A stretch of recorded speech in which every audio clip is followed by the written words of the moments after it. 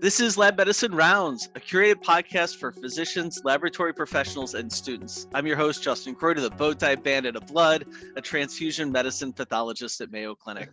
Today, we're rounding with Robert Michel, editor-in-chief of The Dark Report, which is an intelligence service and publication that provides economic and strategic assessment of the clinical laboratory industry. Thanks for joining us today, Robert.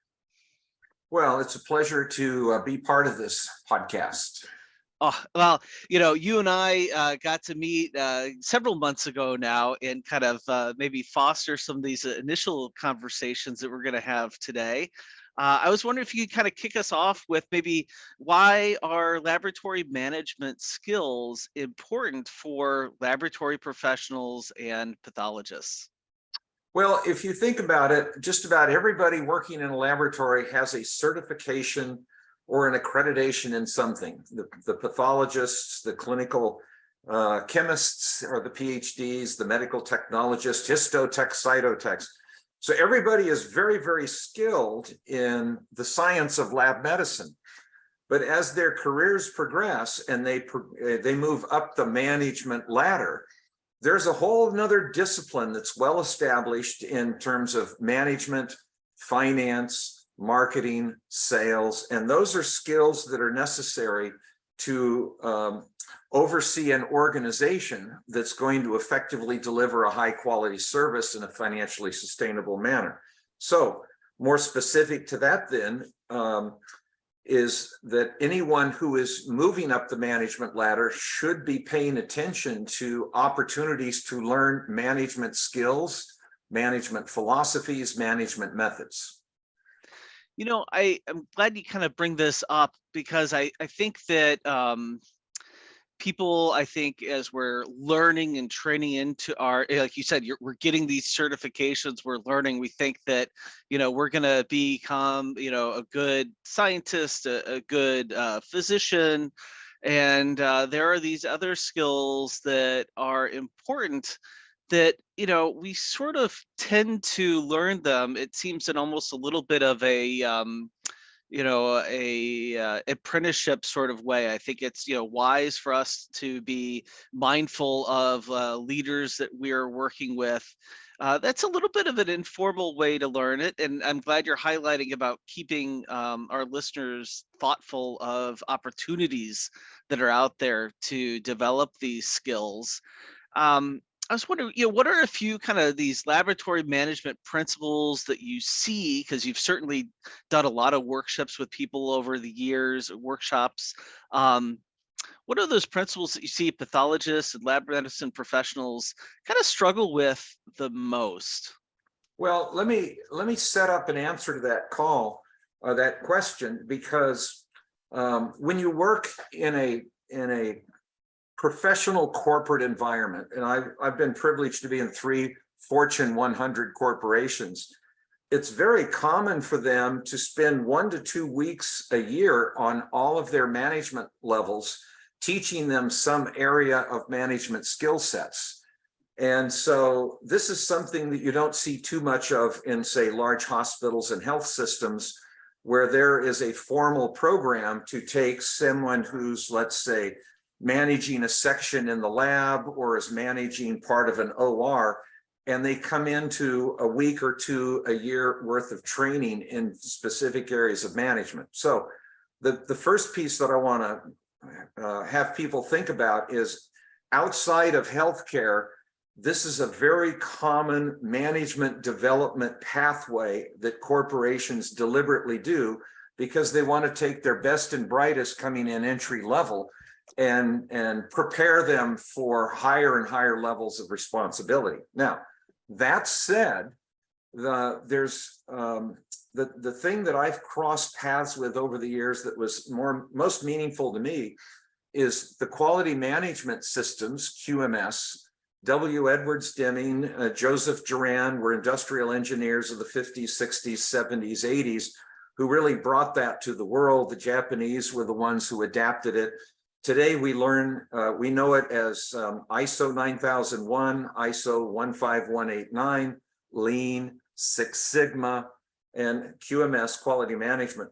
So if someone was to infuse themselves with this knowledge, they'll get a lot of practical management out of that, as well as a system-wide approach to running a lab. And if the audience needs to think about this, you run little factories that are very complex. Take an average size hospital. There's probably an in-house test menu of 400 to 500 different kinds of assays. There may be 1,000 to 2,000 tubes a day coming in, and you may have several hundred employees that do the 24/7 shift. This is a very complex organization. And then another thing, Dr. Kreuter, is a typical lab does many things that certain companies only do one of.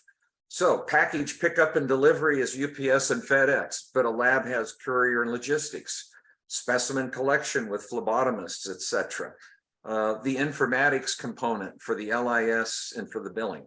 So think of it, if you're into a management career in the clinical lab and anatomic pathology space, think of this as a second important dimension to learn and master, just as you did the science of performing an accurate, reproducible lab test.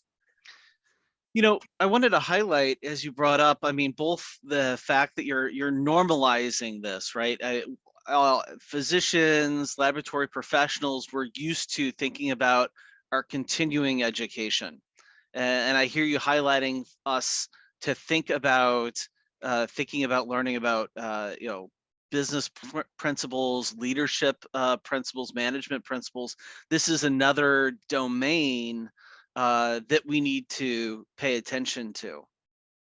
Well, that's very true. And I'll tell you that over the course of my career, which started with Procter and Gamble, I've come to recognize if you're going to be an effective manager, there's really three legs of the stool, I like to say.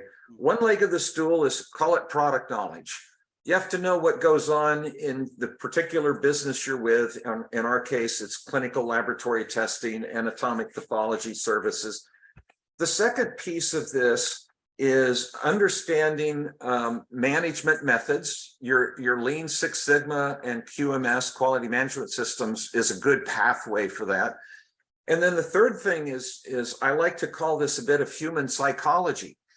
And I was blessed about 1989 at a Fortune 100 corporation to be taught the DISC personal styling: dominant, influential, steady, competent. It's easy to find the footprints of this on the internet, but it helps you understand that everyone in the world is got a primary perspective on how they deal with the world. There's four of those: dominant, influential, steady, confident, for those in the audience who have done DISC. And what happens is, as a manager, you begin to understand that a pathologist's look at the world is very detail-oriented, very analytical, and very predictable in that pathway. The salesperson for the lab is a very socially gregarious person who's probably got an idea of the week. That's their style. And then as a manager, if you understand these four different styles, it allows you to be more effective in how you get the organization aligned and achieving and exceeding its goals. It's a great resource and for our listeners to ping on to and learn more about. One thing I also wanted to go back to that you mentioned, you're highlighting taking in the business world, at least, you know, it's keying on to entry level, their gems that are entry level, and developing them further. Because that's something that's, you know, happened, you know, for recently for me here at Mayo Clinic, where, you know, there was a call out for a large leadership position. I was like, well, gee, you know, I don't know if I have enough gray hairs yet for putting my name in the hat for that kind of thing. And you know, people saying that no, this is you know, this is what we want people, you know, at your stage to be putting their name in the hat for and to start working towards. So I think that's something else for our listeners to consider. Whereas I think for a long time, I hampered myself thinking about, you know, this is my business and my work now, rather than looking at taking that step forward. Well, that's a good point. And At one tour in my career, I had started at a company entry level, and they opened up a management position and wanted and allowed anybody to apply. And I didn't know at the time, but we showed up one night. There were 4 or 5 of us aspiring to this management position, and we all did a presentation on how this was going to come out, and I was successful in that. But I learned later on they called it a management bake-off. And part of their goal was to identify anybody who aspired to a higher level of management, so they could go back and then work with those individuals to prep them for the next opening that would become available. And for all of you out there listening to this podcast, in your mind, you have a career trajectory. And so, as I noted earlier, you've been very good at preparing for the science of lab medicine. You want to be equally forward-looking on how you acquire these management skills that allow you to understand finance, to understand the psychology of motivating a team, and creating a culture within your laboratory. All of these things are actually management, and there's many resources that teach them. And I constantly hear the chairs of pathology tell me over the years, there's no time to teach management because they have so much to teach during the pathology residency that they never get to the management piece, and they know that. I think you're really highlighting. I hope this episode is really resonating with our learners across the age spectrum of those of us that are more senior, thinking about, are we cultivating those young entry level gems in our community? And for the for the younger folks in our group to be thinking about, how are we working towards a future where I can step up and take these kinds of positions. Along that lines, I was curious about, is there a common pitfall that you see when people are trying to take those correct steps towards developing their lab management skills, but maybe they go in a wrong direction? If you go back to my example that most well-run corporations do deliberate management training for all of their team every year. And that's not quite as common in all the hospital health systems and not-for-profit institutions, partly because they're overstressed as it is. So then, to answer your question, nobody's going to look out for you better than you look out for yourself. And what you want to do, we haven't talked about this yet, is you want to find a management mentor.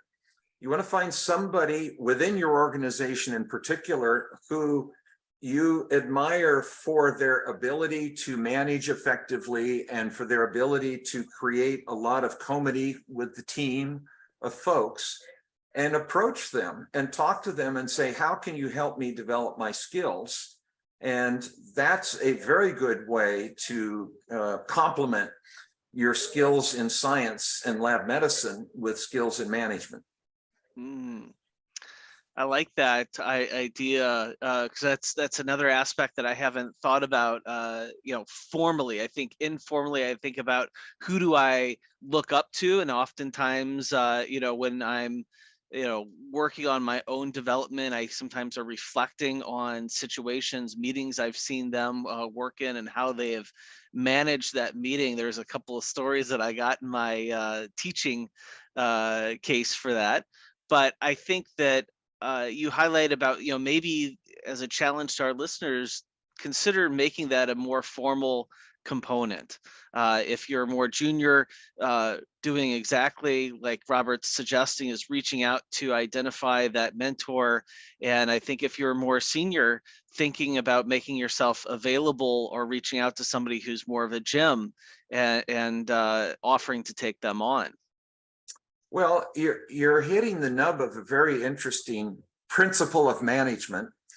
And many of you may be familiar with the Pareto principle, Pareto, which is also known as the 80-20 or the 20-80 rule. 20% of any population distribution is 80% of the impact. Well, this works with human resources as well. In your lab, 20% of the staff are 80% of your go-getters. And those 20%ers are the ones that just innately step up to do what needs to be done without being told. So in a management model, you want to be looking as you come up your career in your management level, stage by stage, you want to find those mentor types at each level that can guide you, because they are already at that level of being a contributor. You could call it an outsized contributor. Organizations always recognize somebody who gets the job done. And I had a management mentor years ago tell me, if you see something that needs to be done, go fill that need, because invariably somebody will assign it to you later on. And his point was, you can get promoted without any permission if you see certain things and you take them on and you start to do them competently. And sooner or later, somebody higher in management recognizes, oh, well, we've solved that problem. It's his or her responsibility now. And a lot of time, recognition and remuneration follows with that. You know, as we're talking about being deliberate about cultivating ourselves in this way, you know, our audience, we might be used to thinking about, you know, maybe, you know, different domains of our practice. You know, for residents in training, we know about the milestones, and we can think about these different components. We get evaluated on them, but probably fewer of us have been evaluated with an eye for leadership and management. I know to be vulnerable to the audience, you know, a lot of times when I'm interviewing people, one of the interview kind of assessments we have is kind of leadership potential, right? But that's whatever that is, all wrapped up into one. I was wondering, Robert, if you can kind of help us break that apart. And when we are thinking about being deliberate about cultivating ourselves, what are those facets of leadership and management that we should think about and reflect upon? Well, everybody has a different blend of talents to bring to the organization. And so this is the first thing. You started your career in science. I think we could all agree that that's a very common component to people who are found inside an anatomic pathology group or a clinical laboratory. So you started with the science, but now different skills are needed for you to be able to deliver that science to physicians, to patients, to health insurance companies, the customers. And so that's when you want to find out, what is your special niche? What interests you, and from a management perspective would allow you to make that kind of contribution. So I see med techs, for example, that rise up and they become very effective in the compliance, the QA QC area. And in some cases, those people also become, if you will, your Lean Six Sigma process improvement guru, because so much of quality at the bench is workflow and process that brings a good quality specimen to the analytical phase. But in other places, I've seen med techs that say, hey, I'd like to get out of the lab and go talk to the doctors and generate lab outreach business because it applies my skills in a different way. So now you're in a sales and a marketing channel, and that's equally valuable for both the physicians and patients they serve, as well as the parent lab or hospital. I really like the way you framed that, because I think for those that are listening that might feel that, leadership is, that's not my bag, or, I'm not really, you really, I think, are highlighting there's a lot of custom that can be done for this. There's probably some facet of leadership that might be congruent with who you are and what you are interested in doing. And probably that's underlies your recommendation to find a mentor that you kind of look up to. They might help you find that niche. Well, that's very accurate. You know, each of us is a unique mix of skills, knowledge, and experience, and we have different interests. You know, the course of my career, I always liked figuring out what the problem was and how to fix it. I just had a knack for that. And so a lot of my management career oriented towards people who needed problems solved. So you're on the right path, that everyone has a unique mix of talents, but also of interests and motivations. And in the world of lab management, there's something for everybody. You know, phlebotomists need to be managed, couriers need to be managed, med techs need to be managed. The lab coding, billing, collections department needs to be managed. So IT, as all of these things are career paths that have a special skill set in terms of what you're dealing with, but require management savvy and acumen to do it effectively. You know, as we close out this podcast, I wonder, is there one or two issues you just want to highlight that maybe our listeners should pay particular attention to, that are kind of up and coming, you know, when it comes to lab management? Oh, for the up and comers, you know, these are your future 20%ers that get 80% of things done. Well, the first thing I would like to talk about to this audience is, we organized our first executive work college on lab and pathology management in 1996, and we'll be meeting in New Orleans April 25th and 26th. One of the attributes of the people who come to the executive work college is they're looking to change their lab and bring in innovative things. And they're also looking to improve their network, to find mentors even out of their own organization, and be able to bring back these new ideas to their labs. So I would suggest anybody that has that kind of ambition, this is a good place for you to be April 25th and 26th. Second of all, don't sit and wait. Find a mentor. And there's a lot of resources out there. I don't know if some of you are familiar with Toastmasters. And Toastmasters is something that develops presentation skills, not just for public speaking, but for how to present within your management team to be persuasive. And it's very easy to find a Toastmasters group. They meet once a week, and there's usually 6 or 8 people. And that's a skill set that you can add to your tool set, and it help advance your career. Wonderful. Both of those are gem resources for our listeners to pay attention to. I know Toastmasters in particular, we've recently done a lot of, recommendations for trainees to really cultivate and develop that skill set. Hey, Dr. Kreuter, does Mayo have some Toastmaster groups?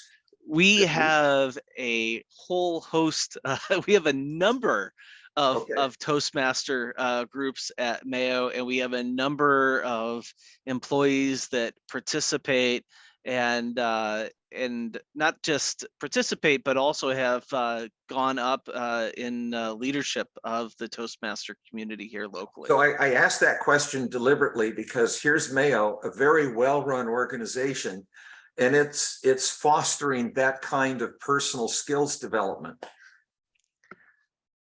Exactly. On that note, I'm going to close out here. We've been rounding with Dr. Robert Michel. Thank you for talking to us, talking about this real practical knowledge, the tools of laboratory management, and encouraging us to not sit around and wait. Well, thank you very much for the opportunity. And if I can help any of you, you can find me easily on the internet, and I'll be most responsive. So best of luck to everybody. And to all of our listeners, thank you for joining us today. We invite you to share your thoughts and suggestions via email. Please direct any suggestions to mcleducation@mayo.edu and reference this podcast. If you've enjoyed Lab Medicine Rounds podcast, please subscribe. Until our next rounds together, we encourage you to continue to connect lab medicine and the clinical practice through insightful conversations.